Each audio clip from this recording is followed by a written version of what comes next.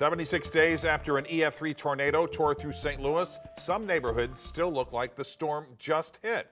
Piles of debris remain, and frustrated residents are asking why cleanup is taking so long. Mark Maxwell met with volunteer crews working to clean up Kensington Avenue. Mark? And Mike, just hours ago, standing next to those large piles of bricks, you could really get the sense of the frustration that those neighbors feel there. Collapsed homes, debris still lining the streets. Volunteers now doing the work that many of them hoped and expected that city crews would have done weeks ago.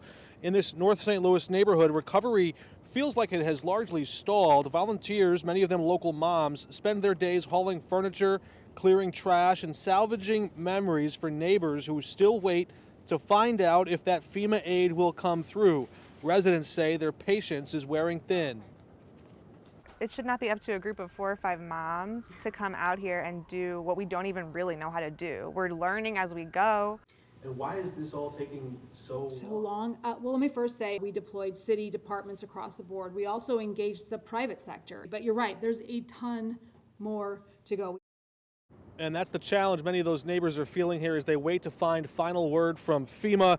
And volunteers say that some of the hotel vouchers that people are using are set to expire in just about 2 weeks' time. The city says hundreds of tons of debris are still waiting to be cleared, and home repair assistance could be unlocked at a special city budget vote tomorrow. Live downtown, Mark Maxwell, 5 on your side.